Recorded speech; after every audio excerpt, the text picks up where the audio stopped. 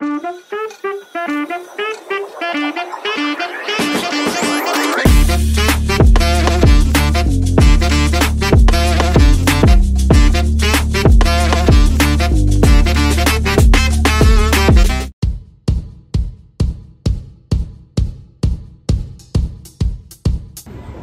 আছি ধোবিঘাটে, ব্যারাকপুর ধোবিঘাটে। আমাদের এবারের গন্তব্যস্থল হচ্ছে শ্রীরামপুর, যেটা প্রপার কলকাতা থেকে 35 কিলোমিটার দূরে। চলো আমরা আজকে শ্রীরামপুর যাব নৌকা করে।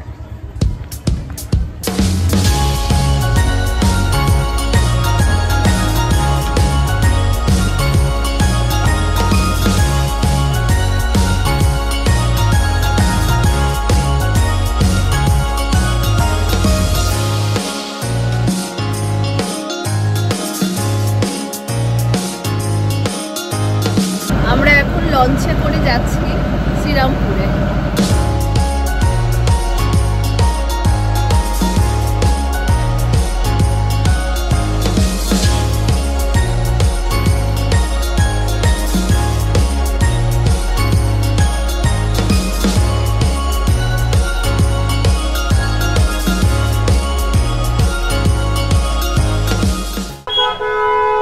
চলে এসেছি ফ্রেডরিস্ক নগর।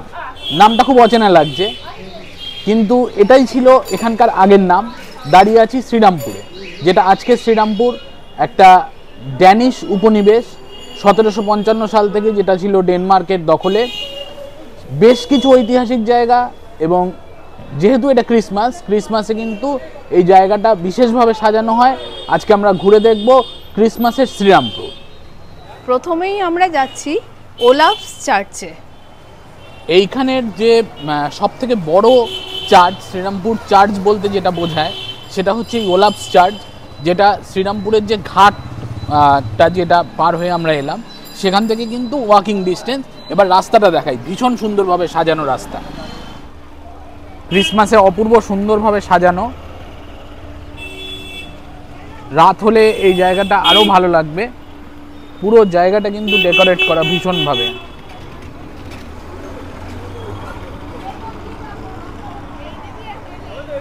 এই দিকের রাস্তাটাও ডেকোরেট করা। এদিকে একটা ঘাট আছে দেখতে পাচ্ছি।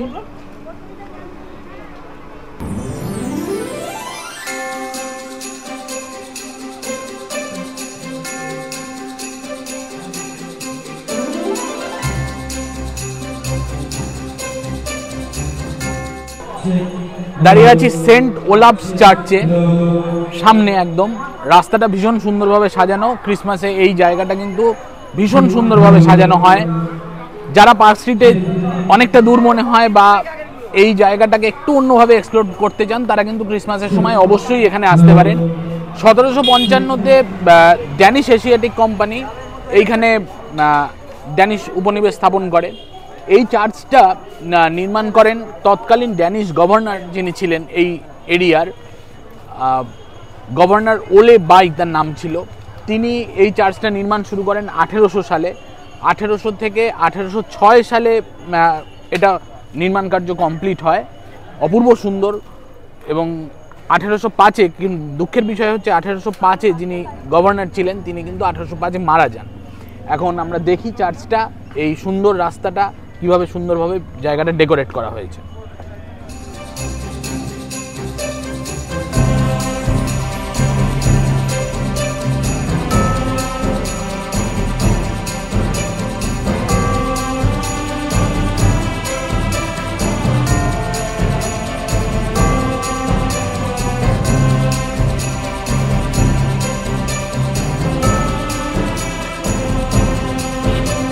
অপূর্ব সুন্দরভাবে ডেকোরেট করা হয়েছে সেন্ট ওলাফস চার্চের সামনেটা। আমরা এগিয়ে যাচ্ছি।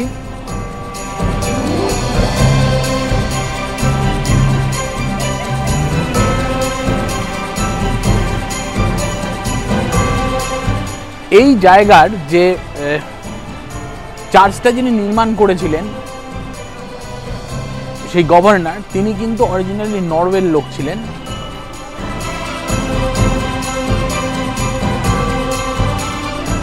ভীষণ সুন্দর দেখতে। দাঁড়িয়ে আছি সেন্ট ওলাভস চার্চের সামনে। এই জায়গাটায় দেখতে পাচ্ছি একটা শিলমোহর রয়েছে, খোদিত রয়েছে। এটা হচ্ছে তৎকালীন ড্যানিশ রাজা ক্রিশ্চিয়ান 7 তার একটা শিলমোহর বলা যেতে পারে, মনোগ্রাম। এটা হচ্ছে চার্চের ওপরে ঘড়ি দেওয়া আছে, খুব সুন্দরভাবে চার্চটাকে সাজানো। মনোগ্রামটা ওপরে আছে এবং এখানে নিচে লেখা আছে সেন্ট ওলাভস চার্চ, যেটার নির্মাণ কার্য শেষ হয়েছিল 1806 সালে। ক্রিসমাস উপলক্ষে কিন্তু চার্চের মধ্যে ঢোকা যাচ্ছে, এমনিতে এটা সবসময় খোলা থাকে না। আমরা যাই ভেতরে ঘুরে আসি।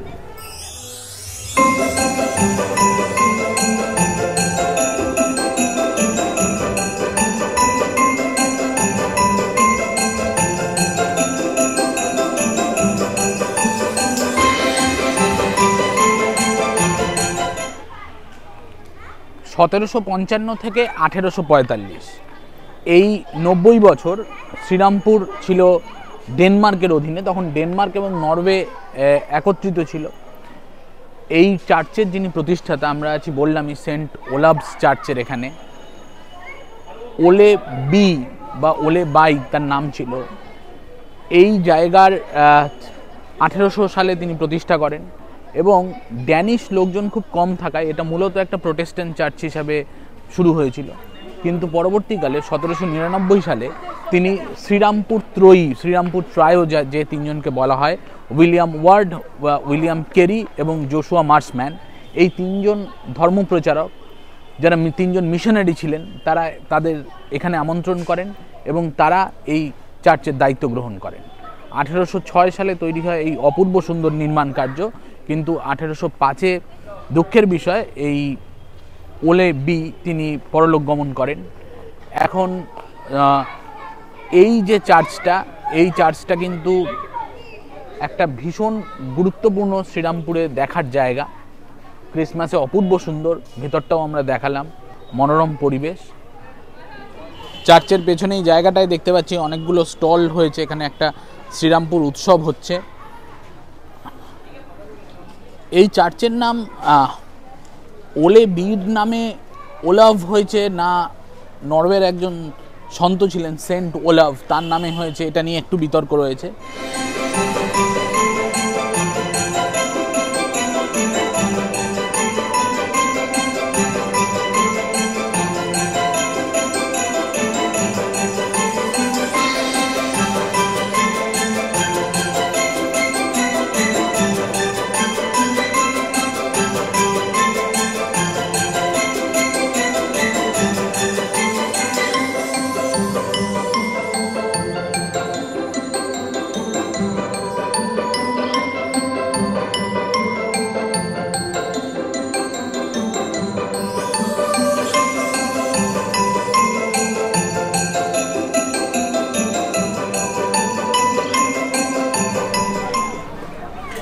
আমরা যে জায়গাটায় দাঁড়িয়ে আছি, এই জায়গাটা এমনি এটা একটা গেট, কিন্তু জায়গাটার একটা গুরুত্ব হচ্ছে যে এটাকে বলা হয় দ্য মেন গেট, যেটা 1772 সালে বানানো হয়েছিল এবং এটা পুরো শ্রীরামপুরের অ্যাডমিনিস্ট্রেটিভ কম্পাউন্ডের মেন এন্ট্রি এবং এক্সিট গেট। দেখি ভেতরে কি আছে। ভেতরে একটা বড় মাঠের মতো জায়গা রয়েছে। গেট পেরিয়ে একটা বড় মাঠ পেলাম। কিছুক্ষণ আগে এখানে খেলাধুলা হচ্ছিল, প্রচুর ছেলেমেয়েরা খেলাধুলা করছিল। পেছনেই যে বিল্ডিংটা দেখতে পাচ্ছ সেটা হচ্ছে ড্যানিশ গভর্নমেন্ট হাউস, আর পাশে একখানা বিল্ডিং দেখাচ্ছি, এটা ছিল ড্যানিশ কোর্ট, এখন যেটা শ্রীরামপুর কোর্ট। আর যে ড্যানিশ অফিসটা দেখালাম তোমাদের আগেই, সেটা হচ্ছে এখন তথ্য সংস্কৃতি বিভাগের একখানা অফিস তৈরি করা হয়েছে। আর এখান থেকে কিন্তু চার্চের যে মাথাটা সেটা ভীষণ সুন্দরভাবে দেখা যাচ্ছে।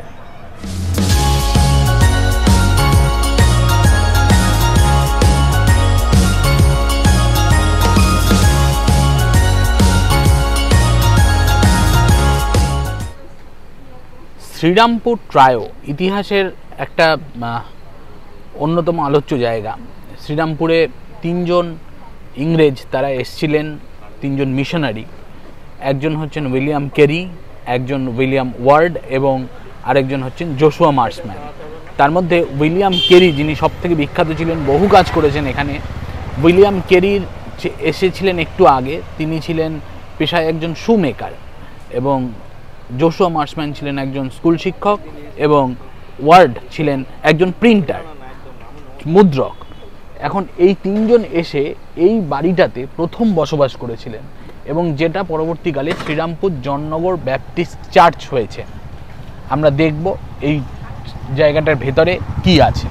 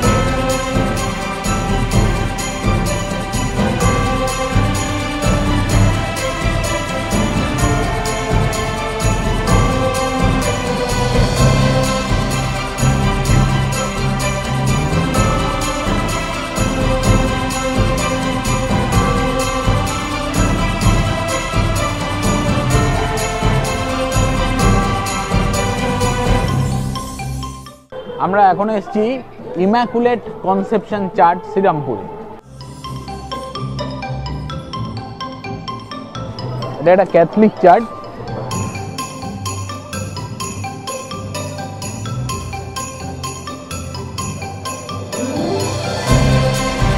বাইরে সুন্দর ডেকোরেশন করা হয়েছে।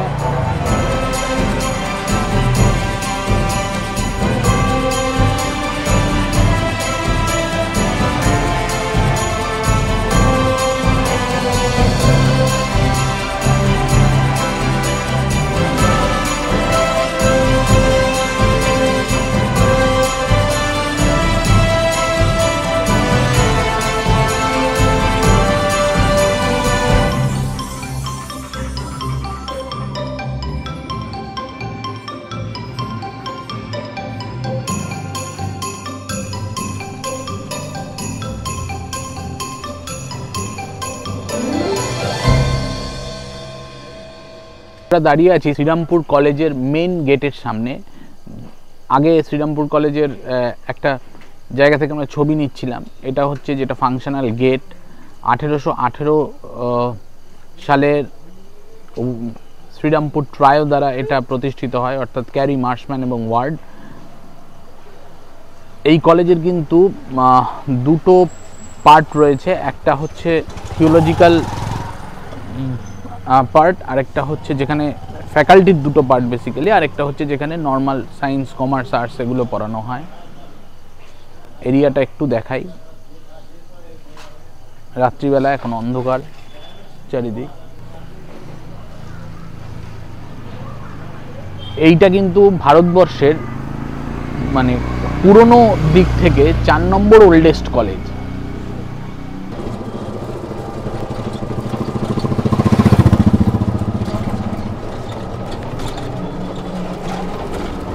এখানে এসে আমরা একটা টোটো ভাড়া করে নিয়েছিলাম। এই টোটোতে করে আমরা ঘুরে দেখলাম কলেজ, উইলিয়াম কেরির বাড়ি, যেটা জননগর ব্যাপটিস্ট চার্চ, এই জায়গাগুলো। এবার আমরা আমাদের নেক্সট ডেস্টিনেশনে যাচ্ছি।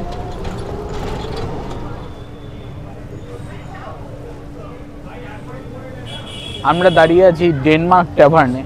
এখন এটা একটা বিলাসবহুল হোটেল কাম রেস্টুরেন্ট, যেখানে ভীষণ সুন্দর খাবার সার্ভ করা হয়। এটারও কিন্তু একটা বিশেষ ইতিহাস আছে। এই বিল্ডিংটা অ্যাকচুয়ালি 1786 সালের জেমস পার, একজন ব্রিটিশ ইনকিপার, তিনি এটা বানিয়েছিলেন, এবং তারপরে দীর্ঘদিন এটা বন্ধ ছিল। 2014 থেকে আবার এটার কাজ শুরু হয়। 18তে জনগণের জন্য ওপেন হয়। দেখি, আমরা ভেতরে যাই এবার।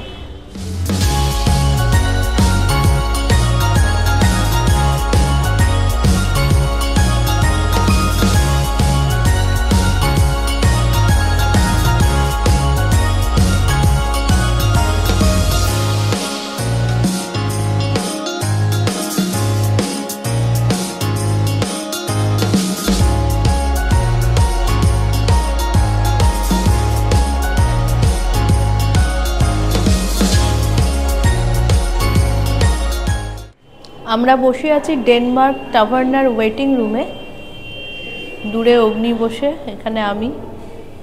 আজকে জায়গাটা খুব ভিড়, রবিবার বলে প্রবাবলি, কিন্তু যথেষ্ট সুন্দর বাইরের ওয়েটিং রুমটা এবং ওয়েল ডেকোরেটেড। এখানে যেটা বলছিলাম যে জেমস পার বলে একজন ইনকিপার, তিনি এটা মানে এটা বানিয়েছিলেন 1786-তে। তারপরে কিন্তু এটা একদম একটা ধ্বংসাবশেষের মতো পড়েছিল। 2015-তে এটা আবার রিস্টোরেশনের কাজ শুরু হয়, 2018-তে এটা দ্বারোদ্ঘাটন হয়। ভীষণ ঐতিহ্যপূর্ণ জায়গা। প্রায় আধ ঘন্টা হয়ে গেল আমরা ওয়েটিংয়ে বসে আছি, দেখি ভেতরটা গেলে ভেতরটা দেখাচ্ছি কীরকম। অনেকক্ষণ অপেক্ষা করার পর চলে এসছে চিকেন স্নিটজেল। এটা বেশ বড় সাইজের একটা কাটলেট টাইপের জিনিস, সঙ্গে স্টাফড পটেটো, একটা পেঁয়াজ দিয়ে সার্ভ করা হয়েছে, দেখি কীরকম খেতে। ডেনমার্ক ট্যাভার্নে খাওয়া দাওয়া করলাম। খাওয়া দাওয়াটা যতটা শুনেছিলাম সেরকম আমার ঠিক লাগলো না।